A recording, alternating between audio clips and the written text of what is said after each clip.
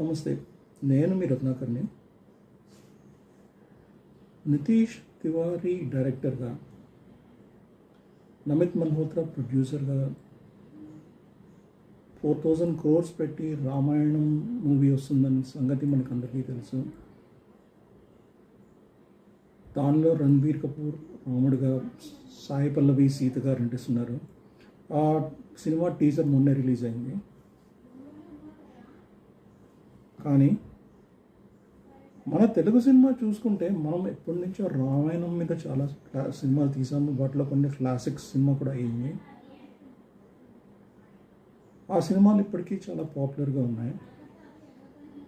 ఈ వీడియోలోని మన తెలుగులో రామాయణం బేస్ చేసుకుని వచ్చిన కొన్ని క్లాసిక్ సినిమాస్ మీద నేను జస్ట్ డిస్కస్ చేయబోతున్నాను. మీరు వీడియో చూసి మీకు వీడియో నచ్చితే లైక్ చేయండి, ఈ ఛానల్ కూడా సబ్స్క్రైబ్ చేయండి. రామాయణం గురించి మాట్లాడినప్పుడు మొట్టమొదటిగా మనకి మైండ్లో వచ్చే సినిమా లవకుశ. 1963లో రిలీజ్ అయిన ఈ సినిమాని సి పుల్లయ్య గారు దర్శకత్వం వహించారు. రామాయణంలో ఉత్తరాఖండం మీద, అంటే సీతాదేవి వనవాసం, లవకుశల జననం, ఆ టాపిక్ మీద బేస్ చేసుకున్న సినిమా ఇది. ఈ సినిమా ఇప్పటికీ తెలుగులో క్లాసిక్ సినిమాగా నిలిచింది. రాముడుగా ఎన్టీఆర్ గారు, సీతగా అంజలీదేవి అద్భుతమైన నటన, లక్ష్మణుడిగా కాంతారావు, వాల్మీకిగా చిత్తూరు నాగయ్య గారు, శత్రుఘ్నుడిగా శోభన్ బాబు, భరతుడిగా సత్యనారాయణ చాలా అద్భుతంగా నటించారు. ఈ సినిమాలో పద్యాలు ఇప్పటికీ చాలా ఫేమస్. ఈ సినిమా ఎంత పెద్ద సక్సెస్ అయిందంటే ఆ రోజుల్లో ఈ సినిమాని ఎడ్ల బండి మీద వెళ్ళి మరీ చూసేవారని చెప్పేవారు. ఇప్పటికీ ఇది తెలుగులో వన్ ఆఫ్ ద క్లాసిక్స్గా నిలిచింది. ఆల్సో తెలుగులో first full length colour feature ఫిల్మ్గా ప్రసిద్ధి చెందింది. నెక్స్ట్ మనం మాట్లాడుకునే సినిమా సంపూర్ణ రామాయణం. బాపు గారి దర్శకత్వంలో వచ్చిన సినిమా 1972లో రిలీజ్ అయింది. ఇది పూర్తిగా టైటిల్కి తగ్గట్టు పూర్తిగా రామాయణం కవర్ చేసింది.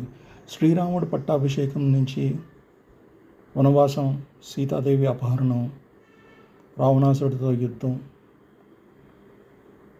ఈ సినిమాలో రాముడుగా శోభన్ బాబు చాలా అద్భుతంగా నటించారు.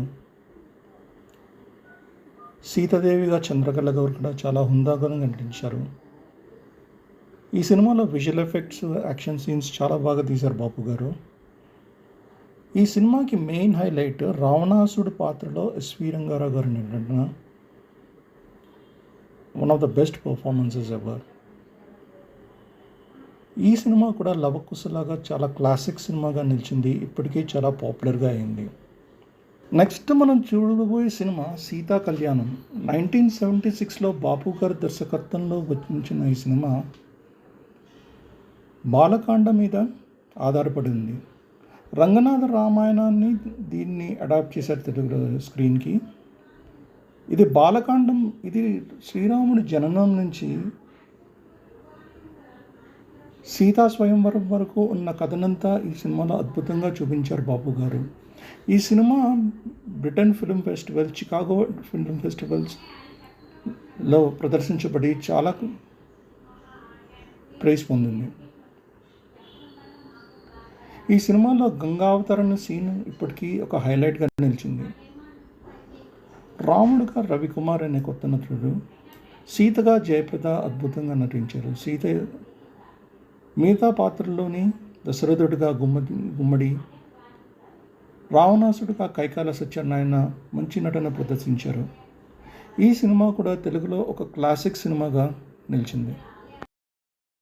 మనం చూడబోయే సినిమా సీతారామ కళ్యాణం. ఇది ఎన్టీ రామారావు గారి డైరెక్టర్గా ఫస్ట్ సినిమా. దీనిలో రామారావు గారు రావణాసుడు రోల్ వేశాడు. అప్పటి వరకు ఆయన రామారావు గారు మోస్ట్లీ కృష్ణుడు, రాముడు వంటి పాజిటివ్ రోల్స్ వేసేవారు.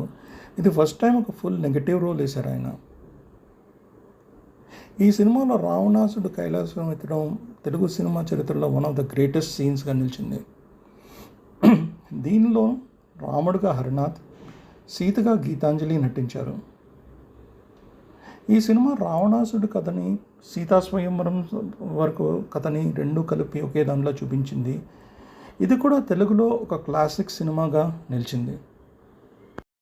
నెక్స్ట్ సినిమా 1977లో వచ్చిన సీతారామ వనవాసం. ఇది కమలాకర్ కామేశ్వరరావు గారు దర్శకత్వం వహించారు.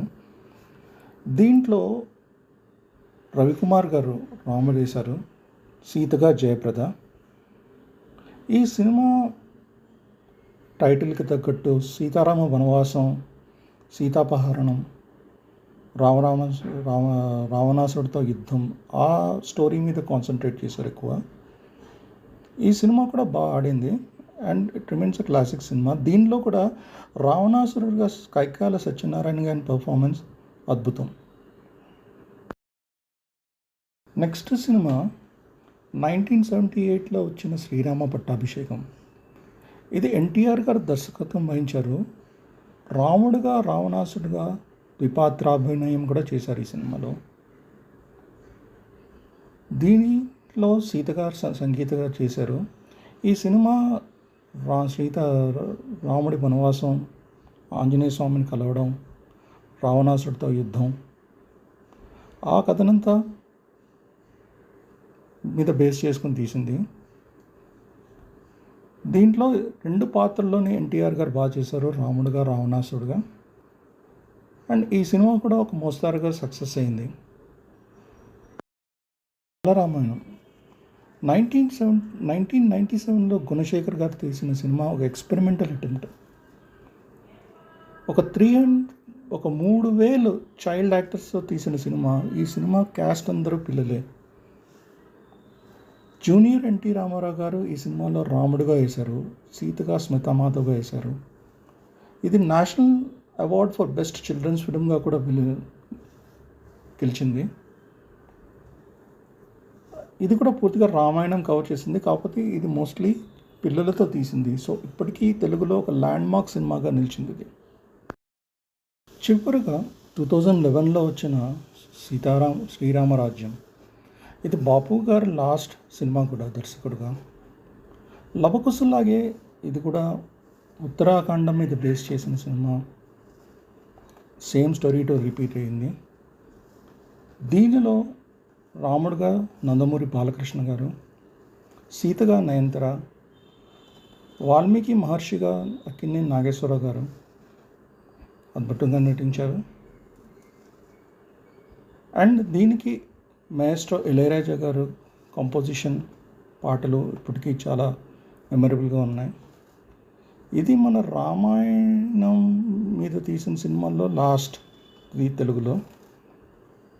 ఈ సినిమా సక్సెస్ అయింది, ఇప్పటికీ చాలా మెమరబుల్గా. ఇప్పటివరకు చూసిన వీడియో నచ్చితే ఈ వీడియోని లైక్ చేయండి, షేర్ చేయండి, సబ్స్క్రైబ్ చేయండి ఛానల్కి. ఇలాంటి వీడియోస్ మీద ఇంకా ముందుకు వస్తూ ఉంటాం. ఇట్లు మీ రత్నాకర్ సెలవు తీసుకుంటూ నమస్తే, జై శ్రీరామ్.